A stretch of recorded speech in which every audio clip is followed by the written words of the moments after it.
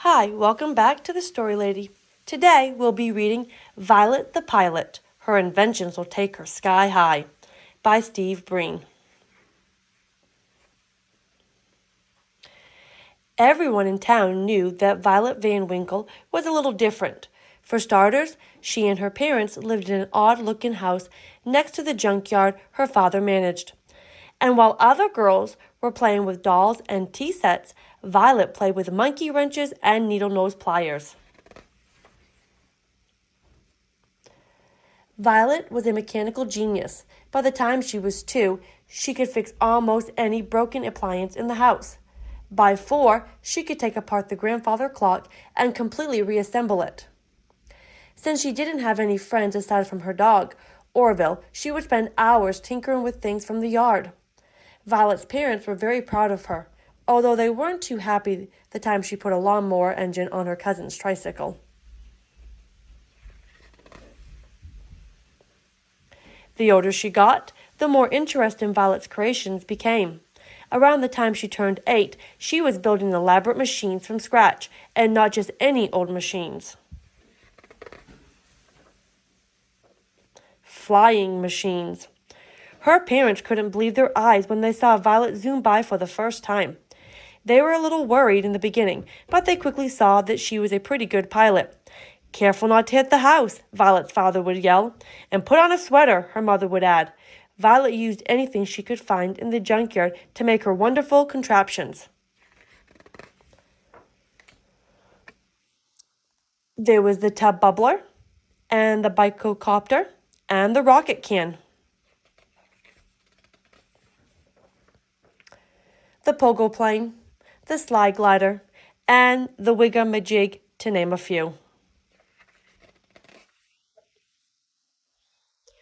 Violet's engineering was pretty sound. The only real hazards were tall trees, piles of junk in the yard, and bugs in her teeth.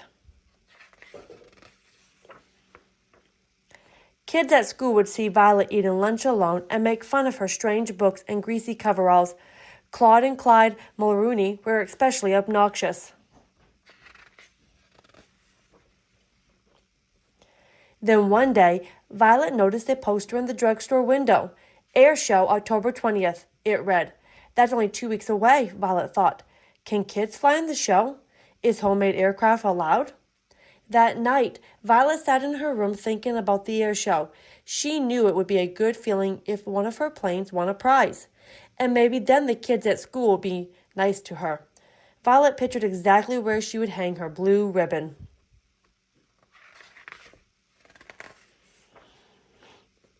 She and Orville spent the next few days combing the junkyard for just the right materials. When they had collected a giant pile of stuff, the building began.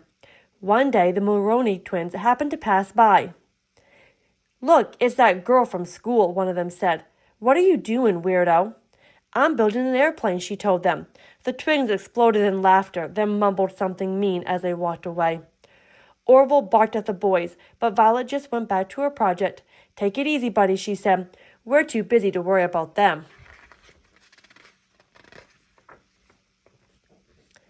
Finally, after days of hard work, Violet had finished making her flying machine. She named the magnificent new craft the Hornet. "Wait till the people in the grandstand see me flying this," Violet said to Orville.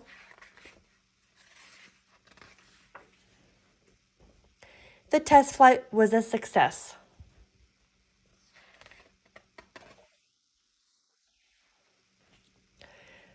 On the day of the big air show, Violet took off, bursting with excitement. Her parents' faces had beamed with pride when they wished her luck, and she thought about that as she flew through the clear autumn sky. She calculated the trip would take about 20 minutes. She would arrive just in time for the start of the show. Suddenly, something caught Violet's eye. In the river below, a group of people were waving frantically. Violet lowered her altitude to get a better look. A troop of Boy Scouts had run into trouble while canoeing. Violet knew she had to help, fast. It wasn't easy rescuing all the boys, but Violet piloted the Hornet with careful precision. Saving the Scoutmaster from going over the falls was particularly dangerous.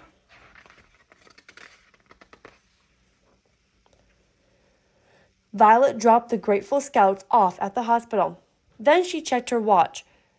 3:30, she said to Orville sadly. We've missed the air show. She turned her plane toward home and sighed. It was a miserable feeling. That evening, Violet had no appetite for dinner. She just went upstairs and sat on her bed. All of a sudden, she heard lots of noise outside the house. She and Orville went to the window and discovered that a crowd of people had gathered. Somebody spotted her. There's Violet, the boy shouted jubilantly. There's our hero.